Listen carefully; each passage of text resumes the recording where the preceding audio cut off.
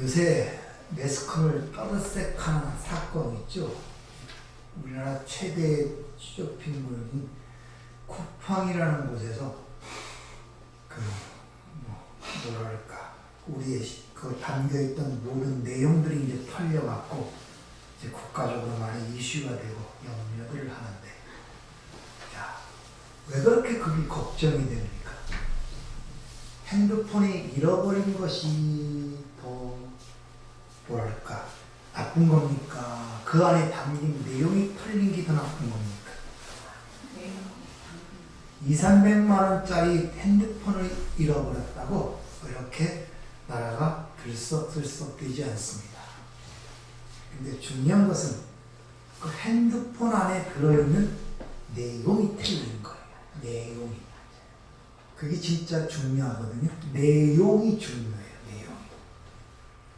내용이. 이런 걸 통해서 우리가 성경에서 왜 그렇게 믿음을 이야기하고 영적 진리를 얘기하는가를 잘 이해를 해야 됩니다.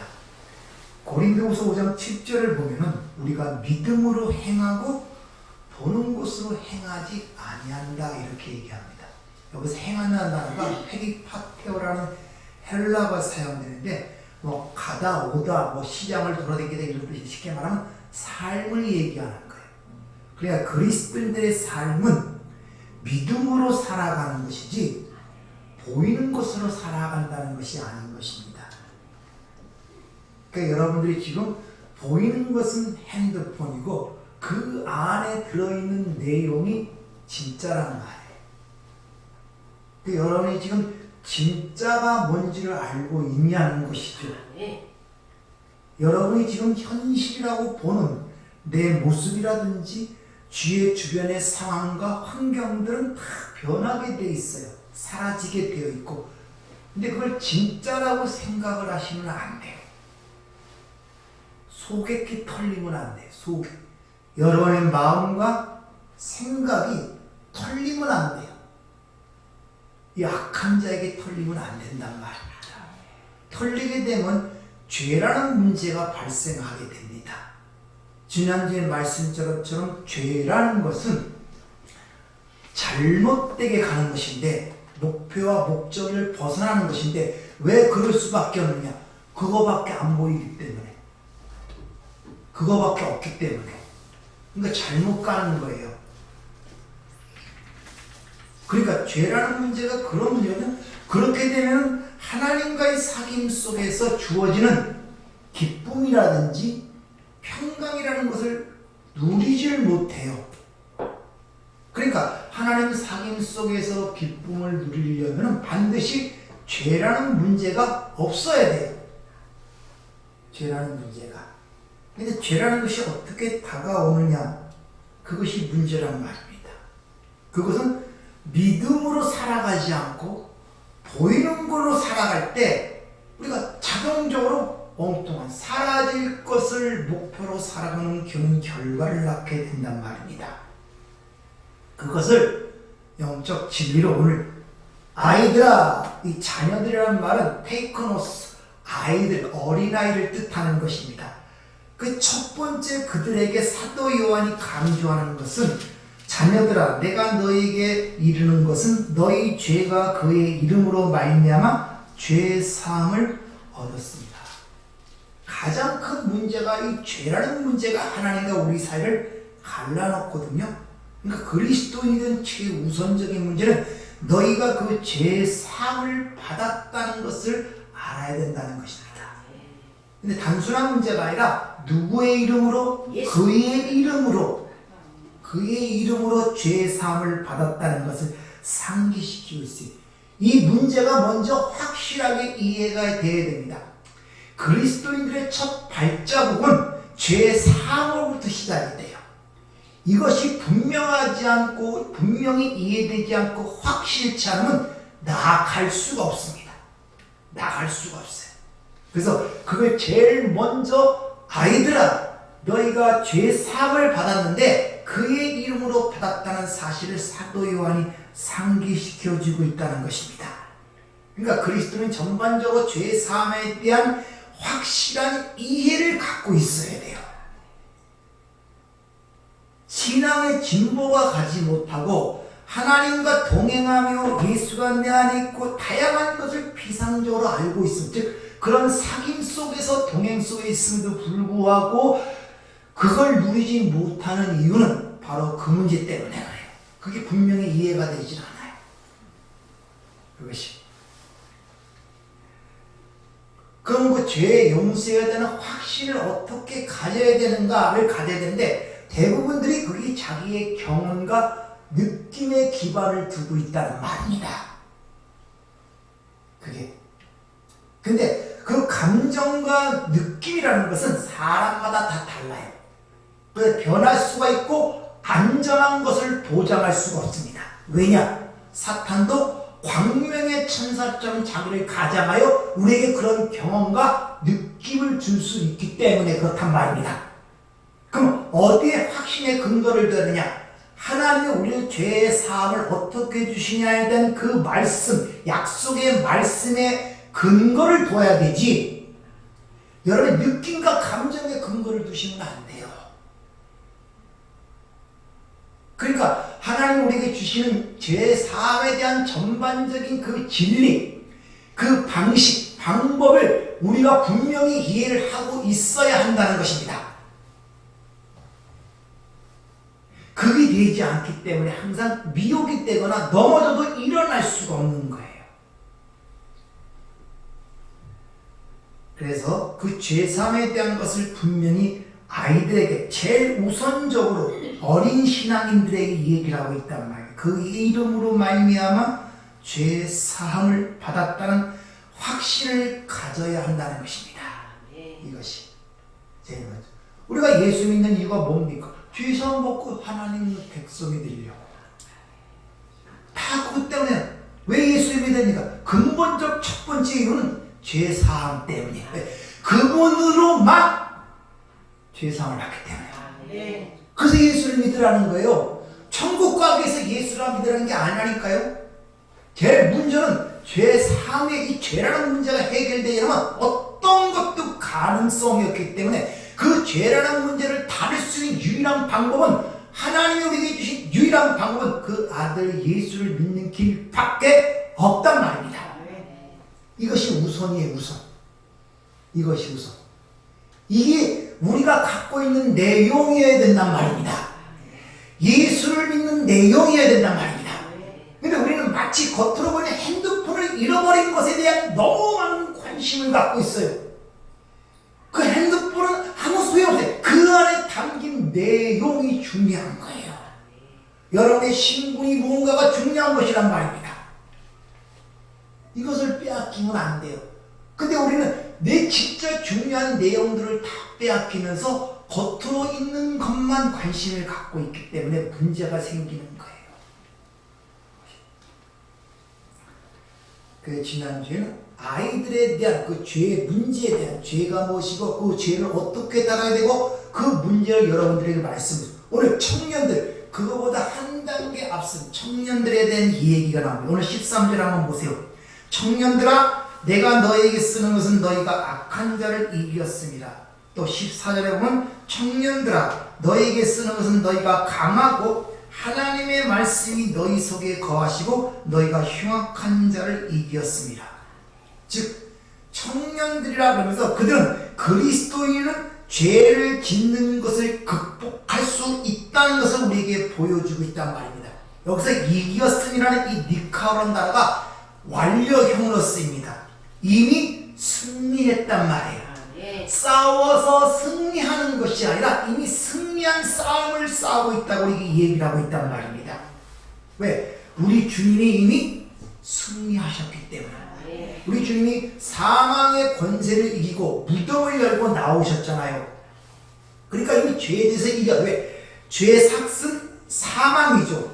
그 사망의 가장 표징이 무덤 아닙니까? 근데 그걸 열고 나왔다는 것은 사망을 이겼다는 것이거든요. 사망을 이겼다는 건 죄의 문제가 해결이 됐다는 그런 의미란 말입니다. 그러니까 이미 이기신 분이란 말입니다. 그분. 그러니까 그분이 내 안에 계시고 내가 그분 안에 있다는 사실. 이것을 인식하고 신앙생활을 하시는 분과 하지 않는 분의 차이는 엄청난 결과를 낳게 된다는 걸 아셔야 됩니다.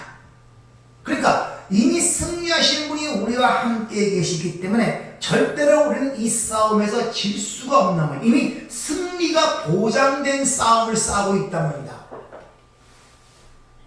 이미 승리가 보장된 싸움을 싸우고 있다니까요. 여러분이 애쓰고 노력해서 싸워서 승리하는 것이 아니라, 따라서 그리스도인의 삶에 있어서는 바로 이런 진리들을 내가 갖고 있는 것이 얼마나 중요한가 여러분 기억을 하셔야 돼요. 한번 찾아볼까요? 역대하 32장을 한번 찾아보세요. 역대하가 구약에 있습니까? 신약에 있습니까? 신약이요. 네. 역대하 32장 7절 8절 한번 보도록 하겠습니다.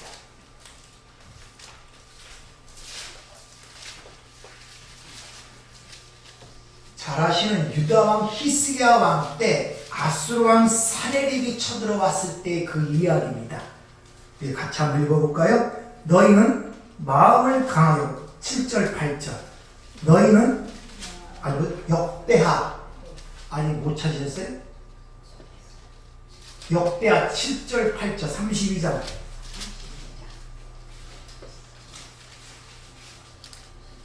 7절 8절 같이 한번 읽어보세요. 너희는 마음을 강하게 하며 담대히 하고 아수르 왕과 그를 따르는 무리로 말미암아 두려워하지 말며 놀라지 말라.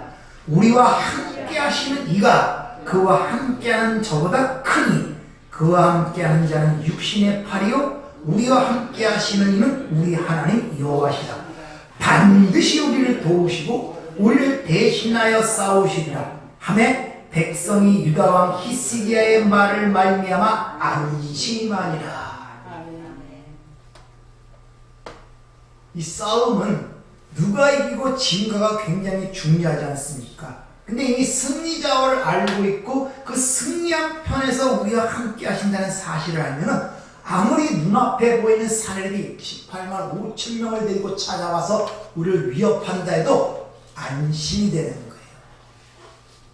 여러분의 아는 지식이, 여러분의 아는 진리가 여러분의 삶을 그만큼 견고하게 하고 힘있게 하고 강하게 한단 말입니다. 근데 그걸 다 빼앗기는 거예요. 해킹당한 것입니다. 누구에게? 마귀에게. 다 그걸 뺏어가면서 껍질만 남겨두는 그런 치세를 쓰고 있단 말입니다. 창세기 3장부터 그 방식은 변하지 않았어요. 하나님이 하신 말씀, 선악과를 먹지 말라, 반드시 죽으리라. 그거만 갖고 있었으면 되는데 와서 그걸 건드리죠. 아니야, 죽지 않아. 너 그거 먹으면 네가 하나님처럼 될까 봐 하나님이 질투해서 거짓말하는 거야. 그걸 쏙 뺏겨놨더니 에덴 동산이고 뭐고 다 사라지잖아요. 여러분의 주변 환경과 상황과 사건들은 여러분의 담긴 그 진리를 흐트리거나 혼란스럽게 하거나 빼앗기 위해서 주어지는 상황들이란 말입니다. 그러니까 어떤 문제가 발생됐을 때 그 내용을 갖고 있는 사람은 그 내용으로 그걸 보고 포용을 하는데 그게 없으면 보이는 것으로 포용을 하고 보이는 것으로 반응을 하게 되잖아요.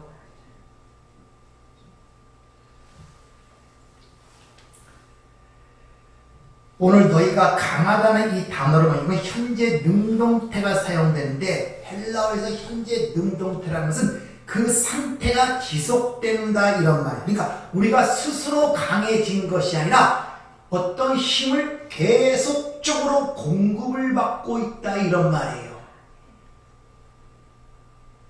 휴대폰이 아무리 좋아도 배터리가 닳아버리면 내용이고 뭐고 필요가 없죠. 계속 전력을 공급해서 사용할 수 있도록 만들어야 그 핸드폰이 제대로 제 역할을 할 수 있단 말입니다.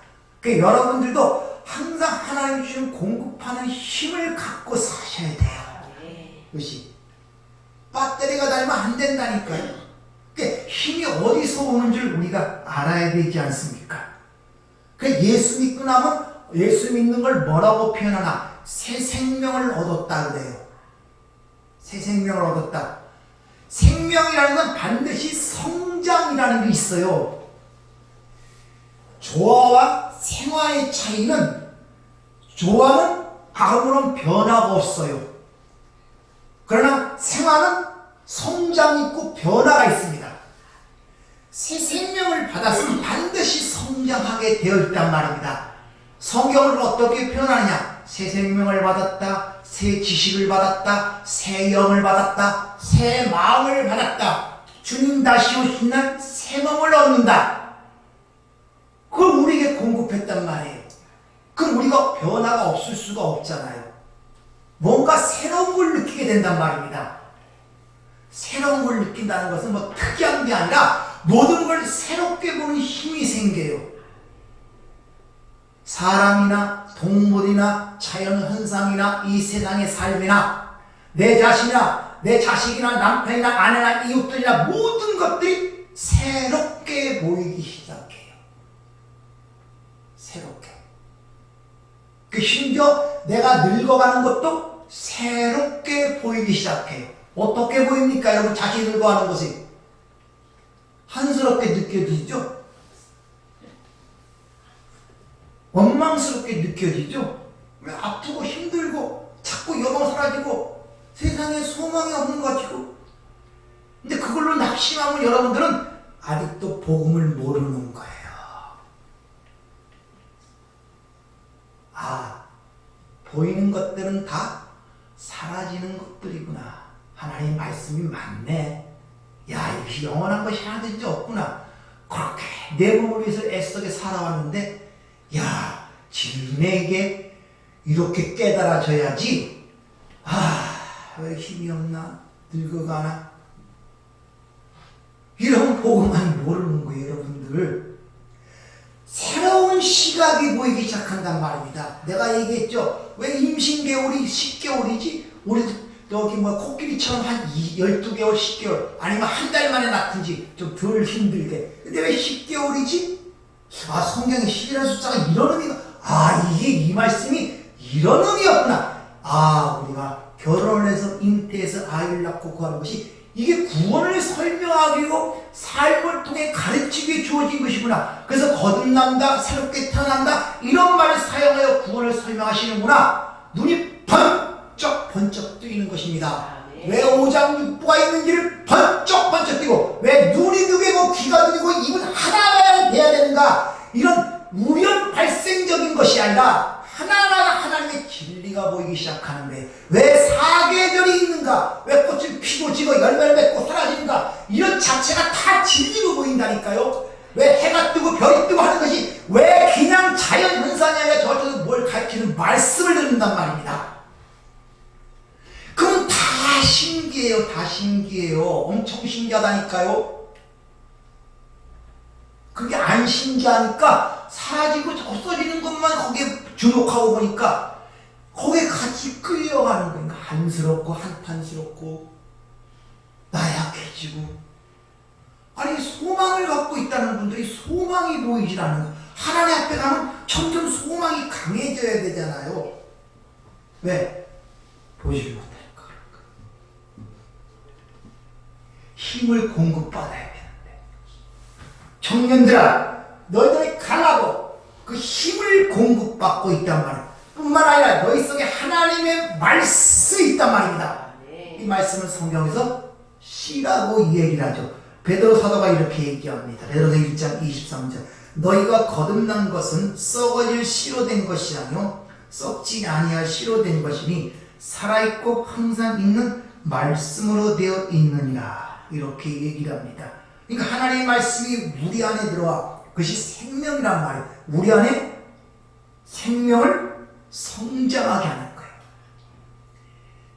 우리 안에 뭐 암덩어리 자라듯이 뭐 그런 게 자란다는 게 아니라 보는 시각이 바뀌기 시작하는 거예요. 이렇게 생각이 바뀌고 다 바뀌게, 목표가 바뀌고 방향이 바뀌기 시작한단 말이에요. 쉽게 말하면 가치관이 변화를 가져오게 되고 인생관이 변화를 가져오게 된단 말이에요.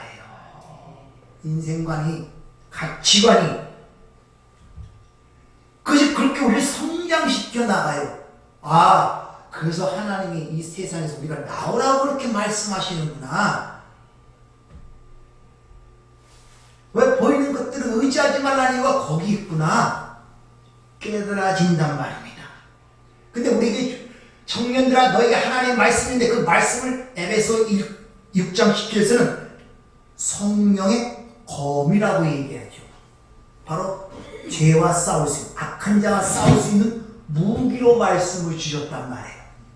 여러분, 악한 자와 싸우는 것은 뭘로 싸우겠습니까? 여러분들, 영적 싸움이 뭘로 싸우겠어요? 얼굴이 보입니까? 상대가 보입니까? 어떤 머리 끄고 쥐고 흔들 수가 있습니까? 총으로 쏘서 죽일 그런 물질적인 문제입니까? 영적인 문제인데 그 악한 자는 어떻게 이겨요? 진리가 없으면 이기지를 못해요, 여러분들.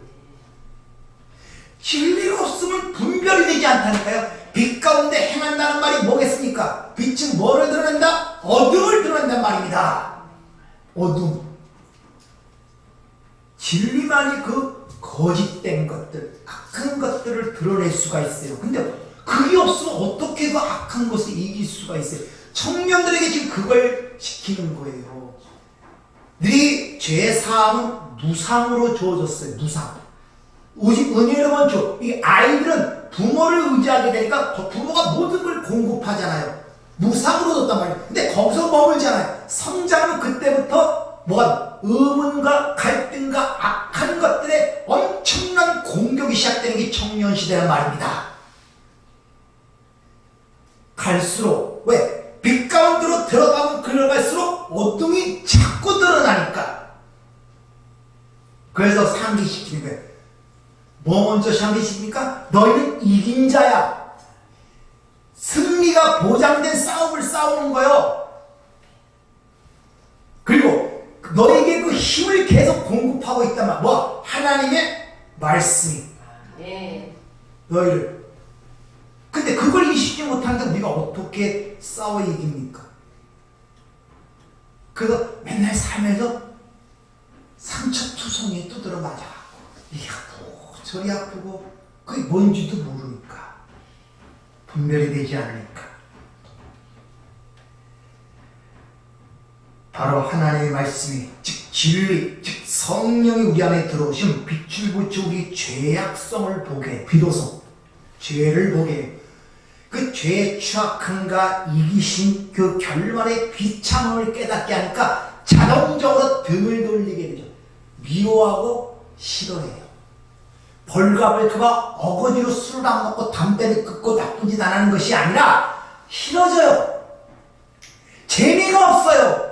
그전에 그게 그렇게 재밌었는데, 그게 그렇게 내 삶에 어떤 힘을 주는 건데, 뒤돌아보기 싫어요. 실증이 아니라 미워하게 돼요. 왜? 빛 가운데 그게 드러나서 실체를 깨닫게 되니까. 그리고 성령께서 예수님이 공생애 동안에 어떻게 세상에 사시는 모습을 우리에게 설명해서 어떻게 그 죄를 대적하고 이길 수 있는가를 가르친단 말입니다. 여러분, 애를 써서 배우고 가르침을 받지 않으면 절대 성장이 없어요. 근데 가르침은 힘들어요. 생각을 해야 되고 고민을 해야 되고, 근데 그런 과정을 안 거치려고 그래요. 요새 교인들은 그냥 입 벌리고 있으면 감 떨어지기만 하고 있다니까요. 항상 아이 같은 신앙을 갖고 있어요. 주면 그거 먹는 거예요. 그거만. 근데 그 생명은 자라야 되잖아요. 근데 안 자라려고 그래요. 왜? 힘이 드니까. 그러니까 맨날 상처받는 거예요. 맨날 상처받고 살아요. 어떻게 된 것이 도대체? 맨날 힘들대요. 맨날 어렵대요. 맨날 고통스럽대요. 다 주위에서 보여지는 환경과 여건과 어떤 사실과 어떤 사건들이라면 다 상처받고 다 아파요. 왜? 이겨본 적이 없으니까 승리하는 기쁨을 만끽한 적이 없어요. 패배하기만 했거든요. 이겨서 상처를 이긴 승리의 기쁨이 있으면 다음에 그런 문제가 될 때 담대하게 나갑니다. 근데 승리해본 적이 없어. 노다지 묻어막았고 노다지 아프고 노다지 상처받고 노다지 힘들어서 노다지 쓰러져 있었거든요. 그러니까 그때부터는 한 번 그렇게 다치고 나면 조금만 건드려도 더 폭발력이 강해요. 상처받은 짐승들이 더 싸나워지는 것처럼 똑같단 말입니다. 왜? 안 배우려 그래요. 여러분 질풍노도와 같은 청년 시대를 지나지 않고 지금 여기 앉아 있습니까? 그 시대를 지났기 때문에 그나마 그들보다 조금 뭔가 알아서 가르치는 거 아닙니까? 근데 영적 생활에서는 그렇게 아니라 항상 어린아이로 있으라 그래요. 그러니까 말씀 들으는 걸 싫어하고 성경 읽는 걸 싫어해요. 못 앉아 있습니다. 찬송이나 부르고 박수나 치고 있다 가는 걸 좋아해요.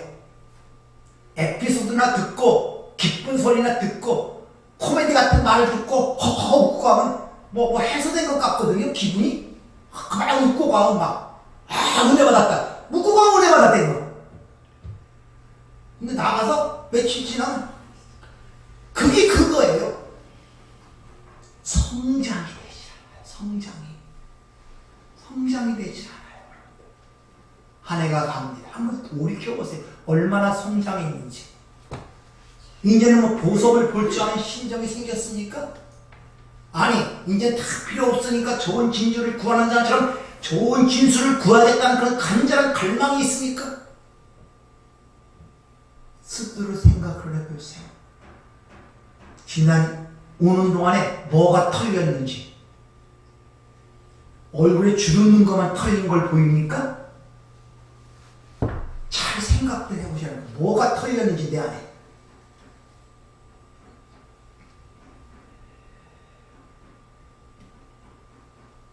성경에서 거듭난 분들이, 성령이 내 안에 내주하시는 분들이 우리에게 요구되는 것이 너무 수준이 높고 불가능하다 느끼신다면 그 원인은 딱 하나예요. 믿음이 약하거나 뭡니까?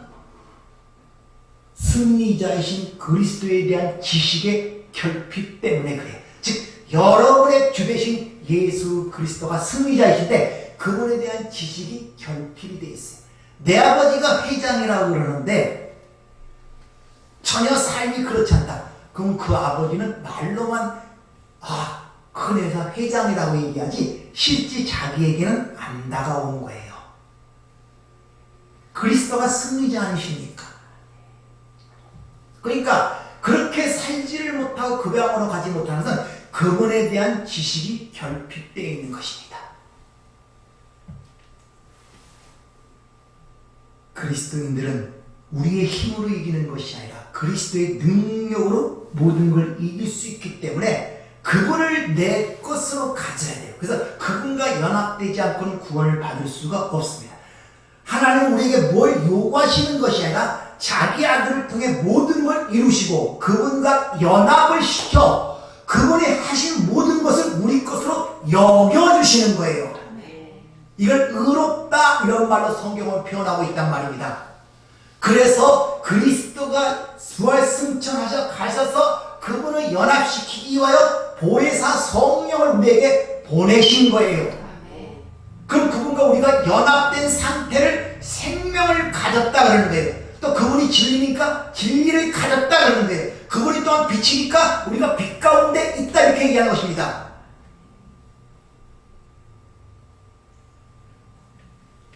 그래서 사도 바울이 이렇게 얘기하죠. 내게 능력 주시는 자 안에서 내가 모든 것을 할 수 있느니라. 근데 성경에 얘기하는 내가 할 수 없고 불가능한 것은 내가 능력 주시는 자 안에서 없기 때문에 그런 생각이 드는 거예요. 생각이. 세 번째는 아비들아 이렇게 얘기하죠. 아비들에게는 뭘 얘기하나? 이제 신앙의 연륜이 어느 정도 생겼습니다. 우리 아버지와 아들에 대한 지식을 확실히 갖고 있어야 되는 우리에게 일러주고 있습니다. 13절에 보세요. 아비들아 너에게 쓰는 것은 너희가 태초부터 계신 이를 알미니라. 여기서 태초부터 계신 이는 바로 예수 그리스도를 얘기하는 거예요. 그러니까 여러분의 신앙의 지금 연륜이 어디에 와 있는가를 잘 봐야 돼요. 이게 아비의 정도, 신앙의 열린이 여기 정도 쌓이면 어린애와 같이 무얼 달라고 입을 벌리는 시대도 아니고 갈등과 고민과 의문 속에 한 그런 시대도 아니고 이제는 뭡니까? 아버지에 대해서만 관심을 갖고 그분만 알기를 더욱더 소원하는 단계에 이르렀단 말입니다. 왜? 종말과 그날이 다가옴을 알고 있기 때문에. 이제는 이 땅에서 어떻게 살아야 되는가 이런 데 문제, 내가 뭘 받아야 되는가 이런 문제가 아니라 그분을 만날 날이 가까움을 알고 있기 때문에 오직 그분에 대해서 어떻게 하면 더 많이 알고 더 관심을 가질까의 모든 거기에 집중이 된단 말이에요. 얼굴과 얼굴을 대면할 그날을 바라보게 된단 말입니다. 그러니까 하나님을 우리의 아버지로서만 알 뿐만 아니라 그리스도의 아버지로서의 하나님을 알아야 된단 말이에요. 이것을 요한복음 10장에서 그걸 영생이라고 주님이 말씀하잖아요.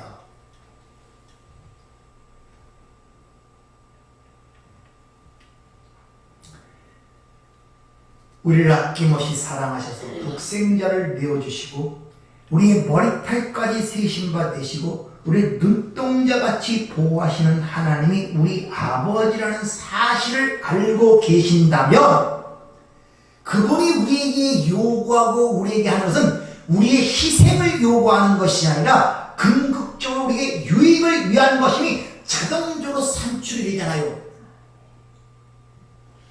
맞잖아요. 우리가 하나님을 아버지로 알고 있다면 그리고 그분이 우리를 눈동자같이 지키시고 우리의 머리털까지 세신마다로 세밀한 가운데 우리를 인도하시고 함께하냐는 알고 있다면 자동적으로 그분이 우리에게 주어지는 모든 것들은 우리 유익을 위한 것임을 알 수 있잖아요.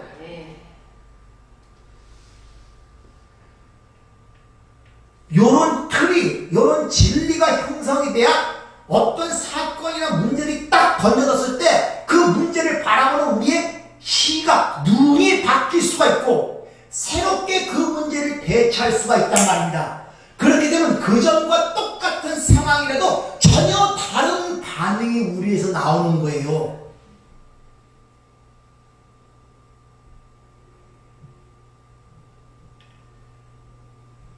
머리가 쥐가 납니까?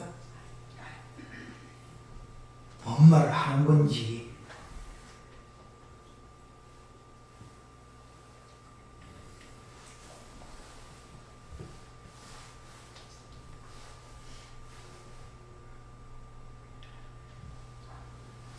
히브리서 12장은 이런 문제에 대해서 잘 일러줍니다. 12장 9절 10절에 보면 우리 육신의 아버지가 우리를 징계하였어도 공경하였거늘 하물며 모든 영의 아버지께서 더 복종하며 살려하지 않겠느냐? 그들은 잠시 자기 뜻대로 우리를 징계하였거니와 오직 하나님은 우리의 유익을 위하여 그 거룩하심에 참여하게 하시느니라. 우리의 뭐를 위하여? 유익을 위하여. 그러니까 여러분의 모든 닥치는 모든 문제들이 이 문제가 나의 유익을 위한 것임으로 자꾸 시각이 변해 억지로 변화가 깨달아져야 된단 말이에요. 그 문제는 그렇게 자꾸 보여야 돼요. 그렇게. 그래서 무릎을 치면서 맞죠. 감동이 와야 돼요. 감동이 이게. 그래야 다음에 다른 문제가 있으면 오히려 그런 시련 속에서도 하나님의 어떤 계획과 섭리를 확실하게 내가 이해하지 못하지만 거기서 내 삶을 맡김으로 말미암아 그로부터 고통과 어떤 어려움 속에서 해방이 될 수가 있단 말입니다. 네. 결국은 유익을 위한 것이니까. 네. 결국은 좀 손해보면 어떻습니까? 지금 당장 눈에 보이는 것은 결국은 나에게 더 많은 돈으로, 더 많은 이익으로 들어올 거니까.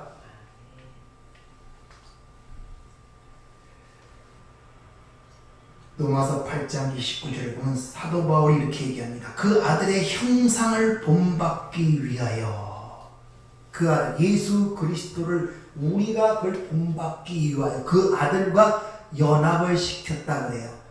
그럼 여러분이 아직 육신을 갖고 계시니까 예수님이 육신을 입고 이 땅에 사셨던 것과 똑같은 발자취를 따라 살게 되어 있단 말입니다.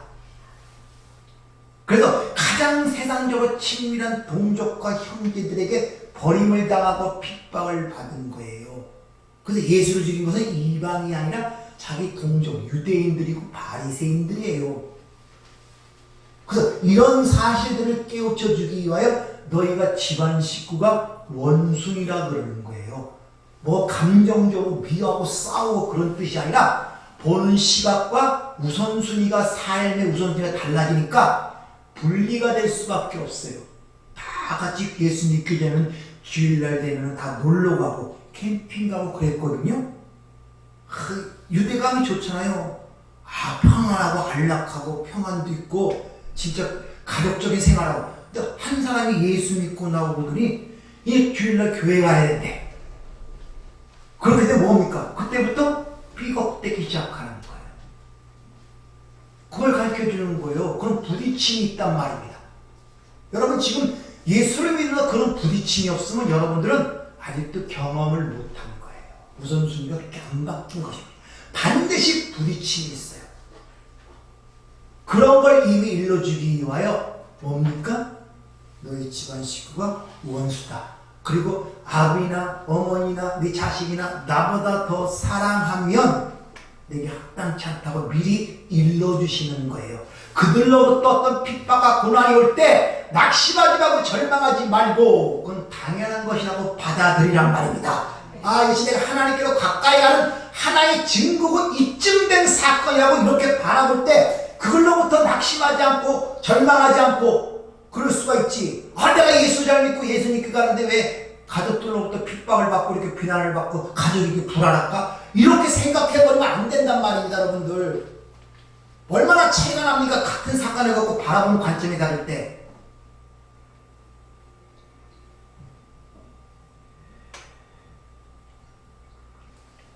아버지에 대한 지식, 그 아들 예수 그리스도에 대한 지식. 다시 말하면 아버지로서의 하나님을 알아야 되고 그리스도의 아버지로서의 하나님을 아는 것, 그것을 참 하나님과 그의 보내신 자 예수 그리스도를 아는 것이 영생이다. 주는 이렇게 표현하고 있단 말입니다. 영생하니까 우리는 이 육신의 생명이 복구먼 포도청이라는 것이 육적 생명을 갖고 그 생명의 연장선상에서 자꾸 생명 생각해요. 그게 육적 생명이 아니라니까요. 영원한 영생이라니까요. 그럼 육적 생명은 영원하지 못하잖아요. 예수도 죽었지 않습니까? 그럼 영원한 생명이 뭐겠습니까? 우리가 생각하는 이런 육적 생명이겠습니까? 아니잖아요. 하나님 주님 말씀하시는 모든 것은 다 사라지고 펴도 오직 뭐만 완전하다? 하나님의 말씀이 영원하다. 그걸 갖고 있는 걸 영생이라고 해요. 그 다음에 신령한 부활하신 예수 같은 몸은 새로 입혀지는 것이란 말입니다. 이게 여러분 지금 이미 영생을 갖고 계신 거예요, 여러분들. 요약해 말씀드리자면 자녀들아, 이들은 성장기에 있다는 것입니다. 신앙의 초보적인 상태예요. 근데 그 초보적인 상태는 어린아이가 부모만을 의지하듯이 부모가 어린아이에게 모든 것을 공급합니다. 첫 은혜를 받을 때는 모든 게 좋아요. 기도를 안 해도 응답받는 것 같고 필요한 거 다 주는 것 같고 그렇게 마음이 기쁠 수가 없고 즐거울 수가 없어요.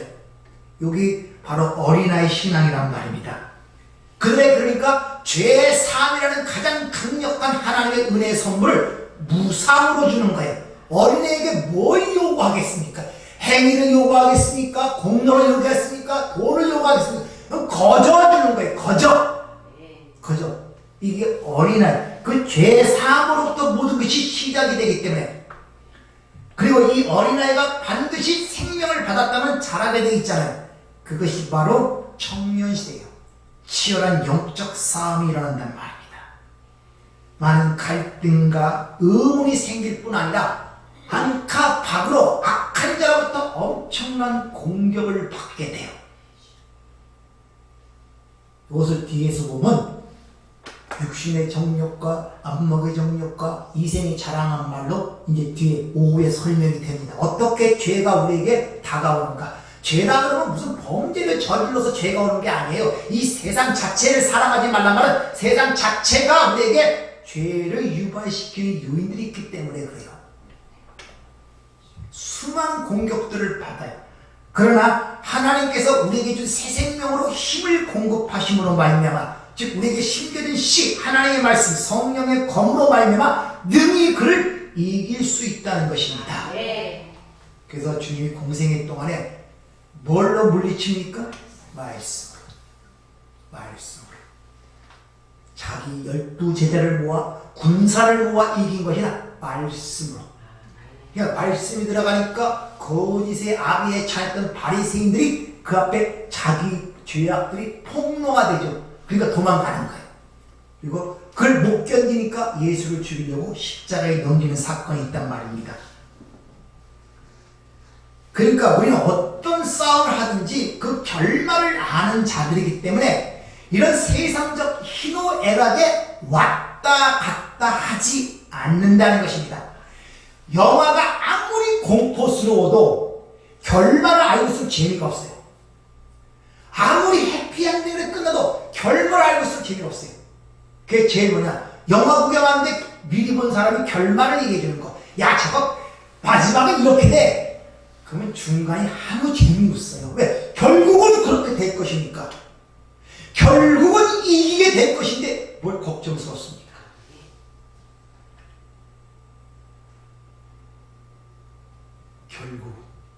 결국 이길 건데.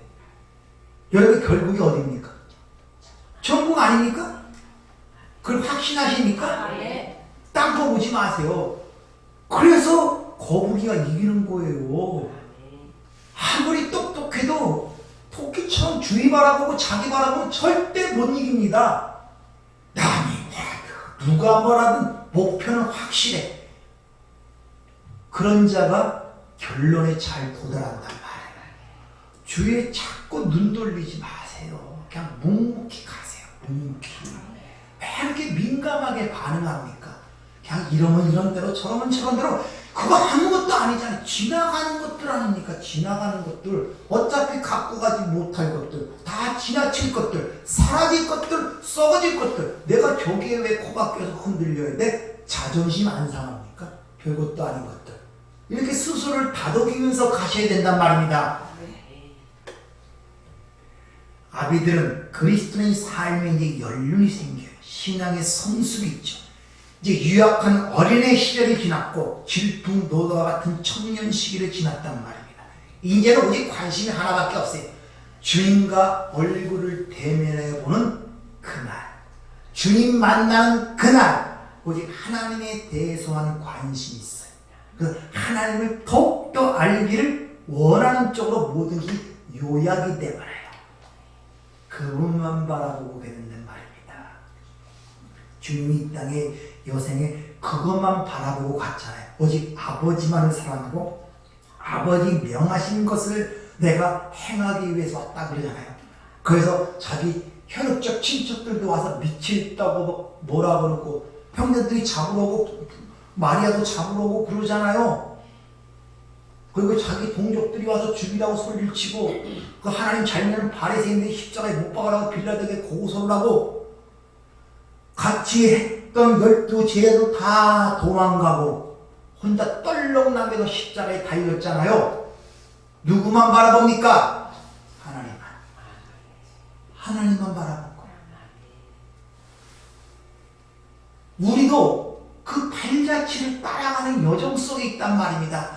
자꾸 피하려고 하지 마세요. 오는 거 그대로 감당하세요. 왜? 원래 이긴 싸움이니까. 정내가 힘이 붙이면 와서 도와주실 것이고 얼마나 편합니까? 그냥 부드럽게 대하란 말입니다. 사람이 긴장을 하고 대하면 자기가 깨집니다. 그 하나님을 더욱더 알아가시길 부탁을 드립니다. 우리가 이 마지막 때 사는 이 아비 된 자로서의 신앙의 고백이 바로 사도 바울이 얘기를 하죠. 빌립보서 옥속에서 옥중서신이라 그러죠. 이제 내게 사는 것은 그리스도니 죽는 것도 유익하니라. 얼마나 감동적이고 저런 사도와 같은 마음을 내가 가질 수 없을까. 마지막에 빌립보 감옥에서 편지를 쓰는 거예요. 자기가 날이 얼마 남지 않았거나 2년 동안 감옥에 있다가 참수형을 했습니다. 네로 왕제가 바울이. 그걸 감을 잡는 거예요. 그날이. 그러면서 뭡니까? 내게 산 것은 누구다? 그리스도. 내가 이 몸을 죽는 것도 유익하다는 거야. 얼마나 감동적입니까? 눈물이 팽 돌더라. 나는 저런 신앙이 될 수 있을까? 내가 그걸 바라볼 때 이런 마음이 들 수 있을까? 그리스도의 삶에는 반드시 여정이 있다는 것입니다. 그래서 아이들아, 청년들아, 아비들아 이렇게 얘기하고, 그리고 어디에 속해 있든지 너희들이 반드시 이해하고 깨달아야 할 진리가 무엇인가를 각 지체별로 하나님의 말씀으로 일러주는 것입니다. 즉 우리의 신앙의 단계에 따라 위로와 격려의 말씀을 지금 해주고 있단 말입니다. 그 요약하면 죄의 사함에 대한 지식과 어떻게 죄를 극복할 수 있는 데 대한 지식, 성부 하나님과 성자 하나님과 성령 하나님의 지식, 이런 지식의 견고한 토대 위에 너희가 신앙에 굳게 세울 때 이 환난 많고 핍박과 고난에 어려운 그리스도인들이 견고하게 그 가운데서 서서 승리의 길을 걸어갈 수 있다는 것을 사도 요한이 지금 이야기를 해주고 있다는 말입니다. 여러분도 돌아오는 새해에는 좀 더 견고하게 서서 바람 이리 불든 저리 불든 물은 그거 없이 좀 평안한 가운데 기쁨 가운데 여러분 신앙이 세워지기를 주의로 부탁을 드립니다. 네.